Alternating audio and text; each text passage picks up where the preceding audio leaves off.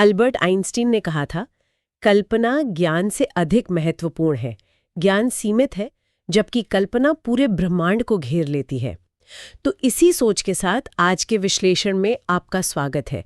आज हम यूएई मतलब संयुक्त अरब अमीरात की जो पर्यटन को लेकर महत्वाकांक्षाएं हैं, उन पर थोड़ी गहराई से बात करेंगे और ये भी देखेंगे कि ये सब उनकी जो एक बड़ी योजना है यूएई शताब्दी 2071, उससे कैसे जुड़ता है और इसी में ग्रीस के साथ उनका जो सहयोग बढ़ रहा है उसके क्या मायने हैं।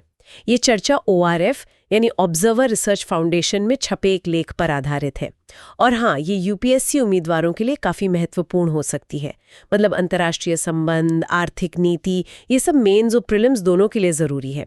और जो लोग आमतौर पर करंट अफेयर्स में रुचि रखते हैं, उनके लिए भी ये जानकारी दिलचस्प होगी। हमारा मकसद है कि इस विषय पर एक अहम आलोचनात्मक नज़र डालें।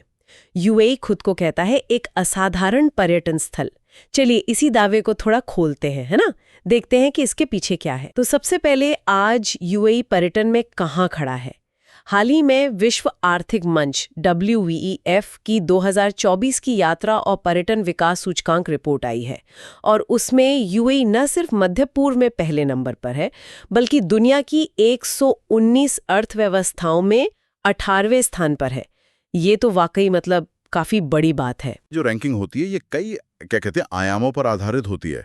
इसमें वो देखते हैं कि माहौल कैसा है पर्यटन के लिए, नीतियां हैं या नहीं, बुनियादी ढांचा, एयरपोर्ट, सड़कें, होटल वगैरह, और सेवाएं कैसी हैं, फिर संसाधन कितने हैं, और आजकल जो सबसे जरूरी है स्थिरता मतलब सस्टेनेबिलिटी।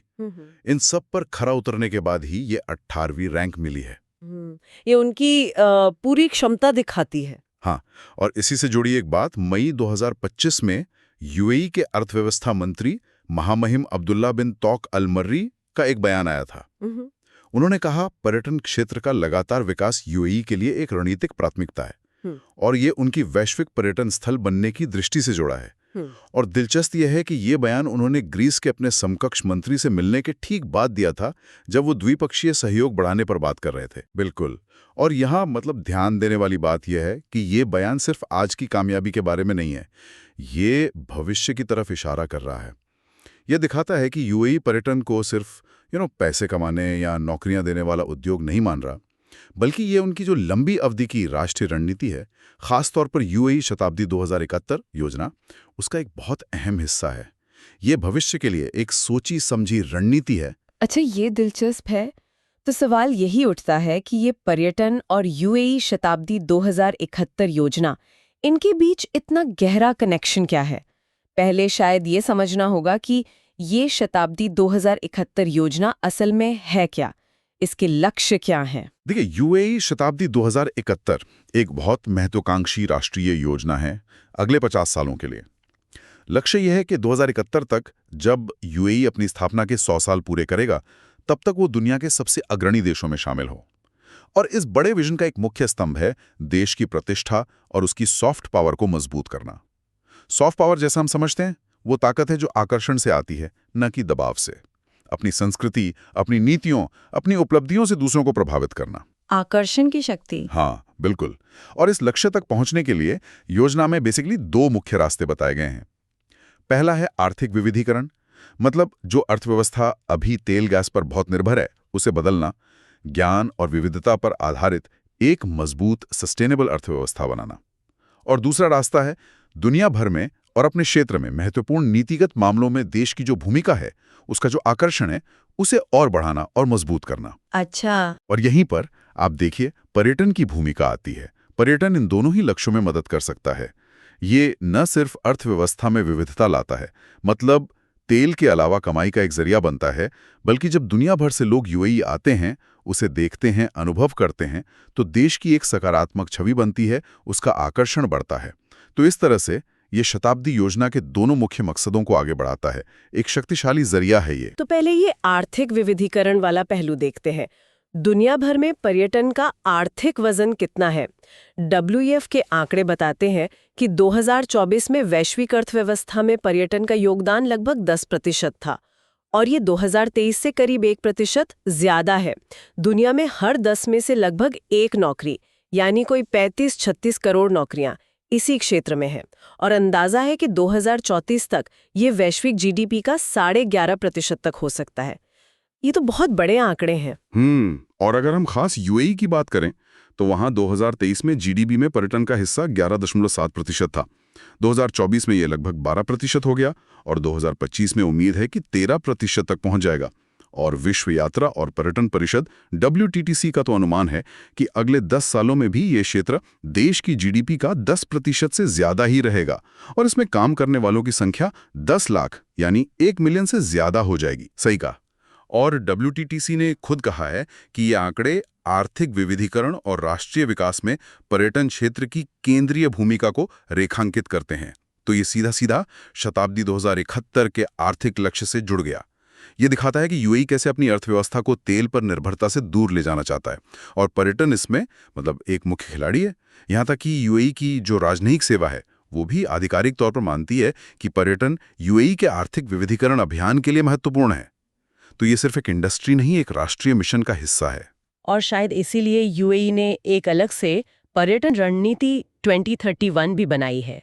लगता है ये एक तरह का रोड मैप है जिसमें साफ साफ लक्ष्य तय किए गए हैं। हाँ बिल्कुल, जैसे कि जीडीपी में पर्यटन का योगदान कितना बढ़ाना है या दुनिया में यूएई की पर्यटन कॉम्पिटिटिवनेस कैसे बढ़ानी है। इसमें क्वांटिटेटिव लक्ष्य मतलब संख्यात्मक लक्ष्य भी शामिल है। ठीक है। हाँ, ये रणनीति भविष्य की दिशा दिखाती है।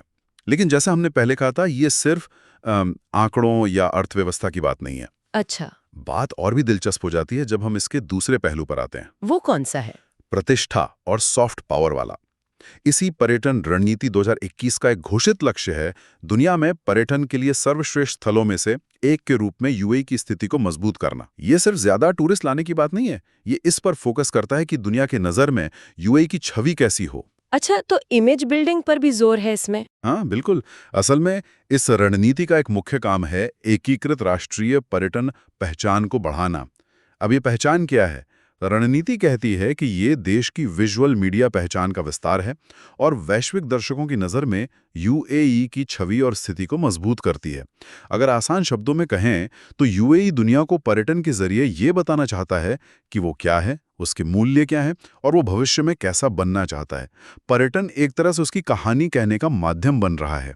तो ये तो फिर सीधा शताब्दी 2071 के सॉफ्ट पावर वाले लक्ष्य से जुड़ गया।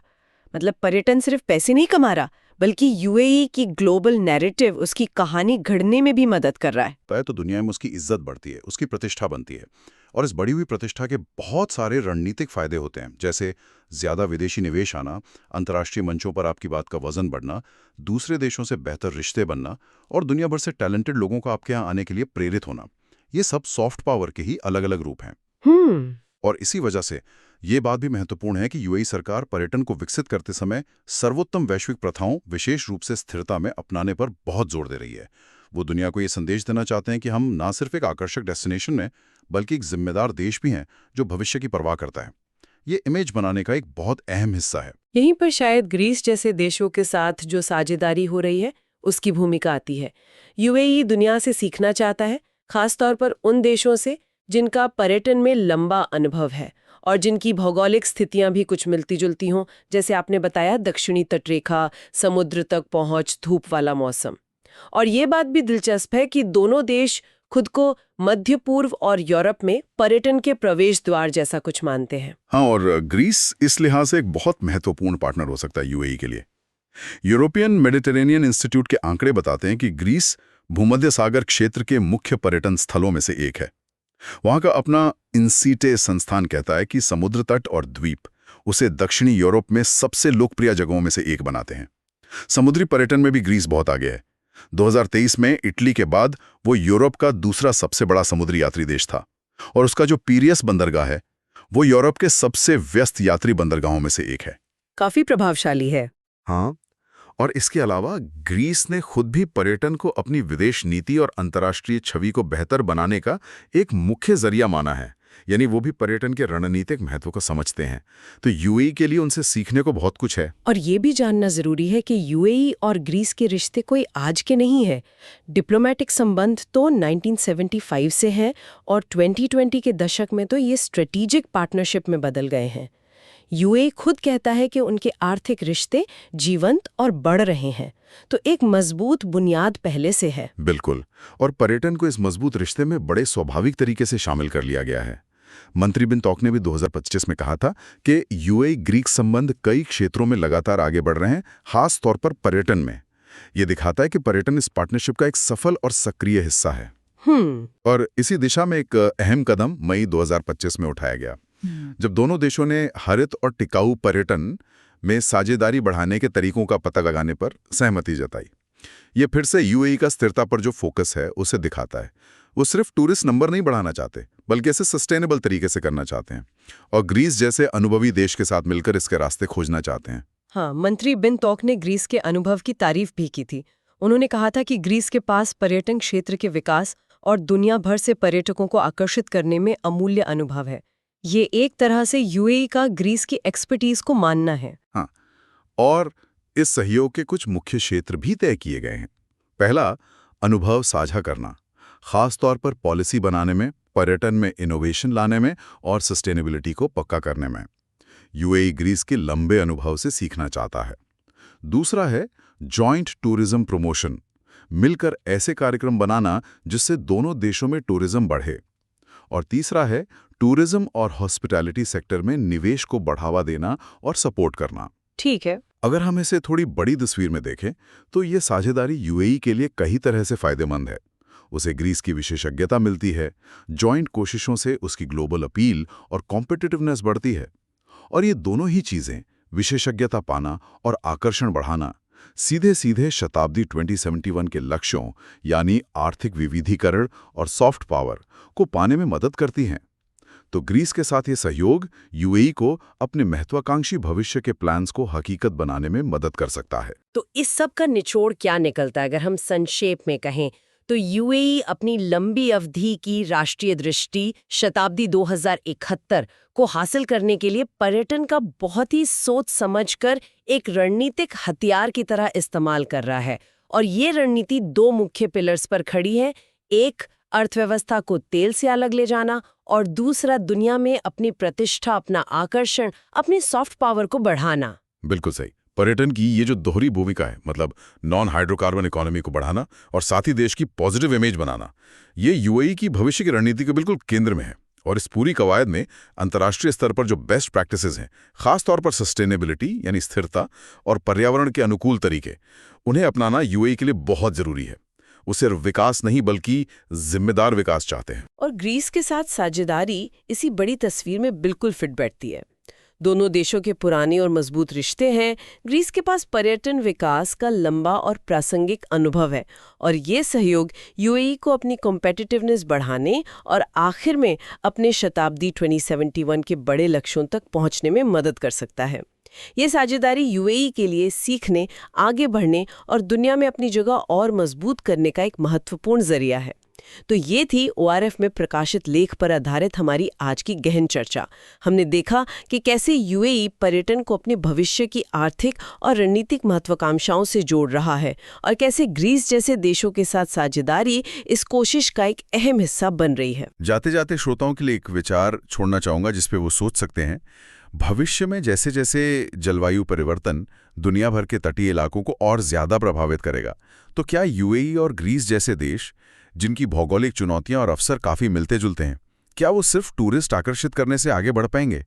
क्या उनकी ये साझेदारी सस्टेनेबल और रेजिलिएंट, मतलब लचीले पर्यटन समाधानों को इनोवेट करने में दुनिया को रास्ता दिखा सकती है? क्या वो दुनिया के लिए सिर्फ आकर्षण का नहीं बल्कि बदलती हुई परिस्थितियों में ढलने और मजबूत बने रहने का एक मॉडल बन सकते हैं? ये एक अहम सवाल जरूर उठाता है कि भविष्य की वैश्विक चुनौतियों के सामने ऐसी साझेदारियों की भूमिका क्या होगी। हम उम्मीद करते हैं कि ये विश्लेषण खासतौर पर यूपीएससी की तैयारी कर रहे उम्मीदवारों के लिए अंतर्राष्ट्रीय संबंध, आर्थिक नीति और राष्ट्रीय विकास में पर्यटन जैसी सॉफ्ट पावर रणनीतियों के महत्व को समझने में मददगार रहा होगा। अगर आपको ये चर्चा पसंद आई हो तो प्लीज़ इसे लाइक करें, हमारे चैनल को सब्सक्राइब करें ताकि आप आगे भी ऐसे विश्लेषणों से जुड़े रहें। और अगर आपके कोई सवाल हैं या आप इस विषय पर कुछ कहना चाहते हैं तो नीचे कमेंट सेक्शन में ज़रूर लिखें। हमें आपकी प्रतिक्रिया का इंतज़ार रहेगा।